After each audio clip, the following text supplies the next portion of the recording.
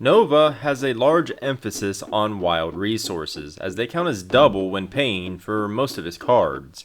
However, Nova is also capable of generating a ridiculous resource generating engine between his helmet and Unleashed Nova Force. In some builds, setups, or against some villains, Nova is straight up broken. I watched a player practically draw and play her whole deck against Ultron in a 4-player game. It didn't even require a specific combo of aspect cards to pull off. The ability was built right into the hero. Although it's rare for him to hit that same kind of earth-shattering power against other villains, he is still easily one of Marvel Champion's top-tier heroes, thanks to his all-around flexibility and the fact that he has an easy time expanding his action economy and tempo over the villain. Don't be fooled by Nova's mediocre stats. He more than makes up for it with his hero's specific cards, the centerpiece of which is his Supernova helmet. Sam Alexander can fetch the helmet for a resource and put it directly into play if it's a wild resource. In most games, the helmet will be in play on your first turn, much like Captain America's shield or Thor's hammer. A guaranteed resource generator on turn 1 plus aerial is already nice, but whenever Nova uses a basic power, the helmet readies. It's very easy to build Nova into a situation similar to Quicksilver, where he readies multiple times a turn and gains an extra resource each time. When combined with Unleashed Nova Force, things can get crazy. In the aforementioned game against Ultron, another player was able to continually wipe every drone off the table. Each time she did so, she got to draw a card and ready Nova thanks to Unleashed Nova Force. Most games won't be as ridiculous as that one, but Nova can gain a substantial card advantage when timed right. This is especially true when you factor in that connection to the world mind doesn't count against your hand size, and Jesse Alexander can help you keep the connections flowing as well. The rest of Nova's kit is full of potent cards that allow him to cover all bases. He can block damage with force field projection, wipe threat with lightspeed flight, and deal damage with pot shot. Lightspeed flight and pot shot both end up being very cheap cards due to the fact that wild resources spent on them count as double.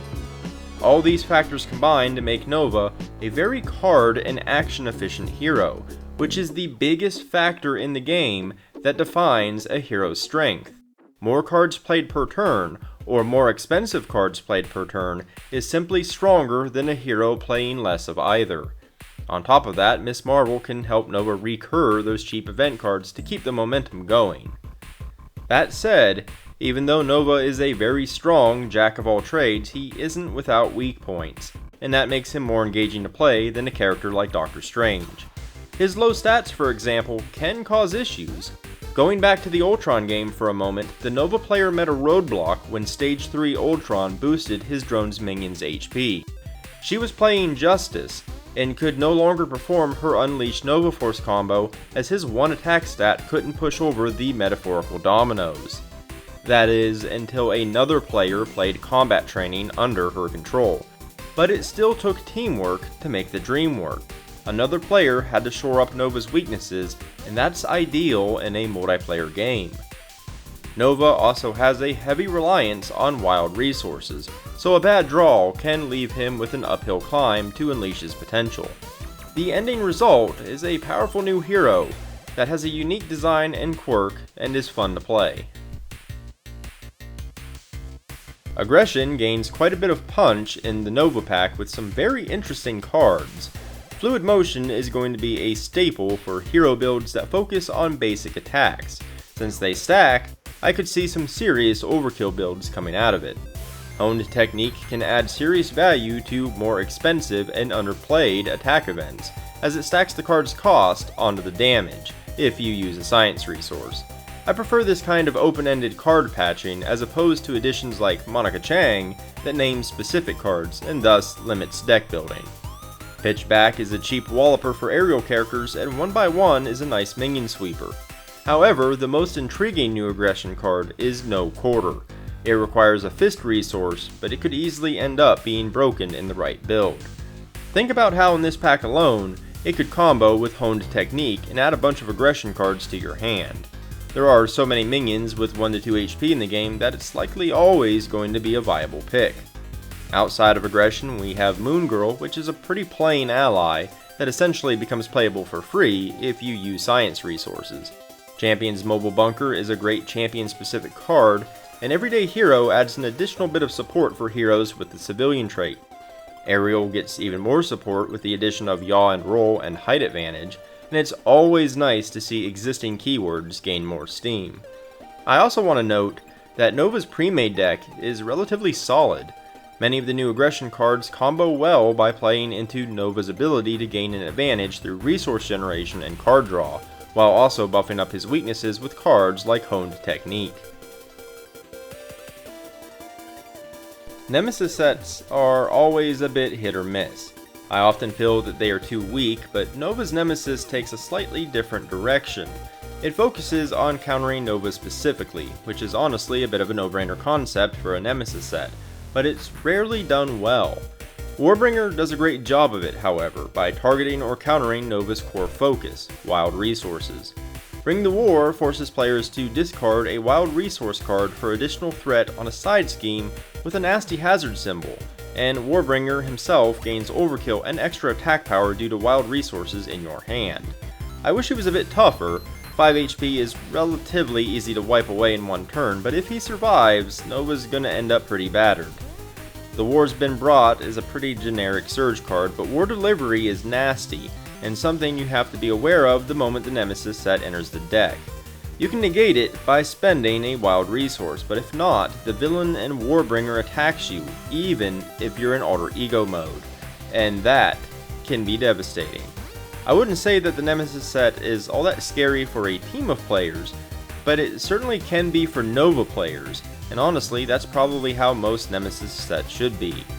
Sure, some of them, like Fernax, make the whole table crap themselves, but I'd be fine if each one really put a dent into the hero that they're meant to be against the way that Warbringer does.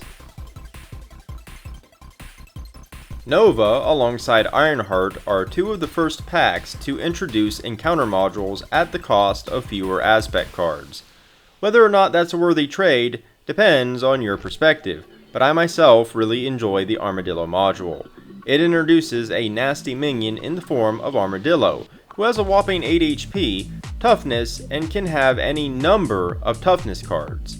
When paired with Armored Assault, things get nasty fast. Rollin' boosts Armadillo even further while giving him a second chance to hit the table, while Tough It Out sacks those toughness cards even faster. Armadillo provides a unique challenge that can really change based on the villain you're fighting. Pairing him with a villain that already makes heavy use of toughness can make for a fun challenge. But if you really want to break your teeth on a challenge that's difficult but fair, try him with Zola, and brace yourself when Armadillo gets super buffed by Zola's attachments. I'm conflicted about missing out on new aspect cards in exchange for a module, but I love how well designed and thoughtful Armadillo is, so for now, I'll take the trade. The Nova Hero Pack is a strong offering with a powerful hero with a unique focus on wild resources, great new aggression cards, and a really well designed encounter module. Nova leans across the line of being a little bit too strong, but I'd place him roughly on the same level as Gamora, Quicksilver, and Ghost Spider. Thematically, Nova himself feels good. His cards make sense as he zips around at light speed thwarting plans and taking pot shots for damage.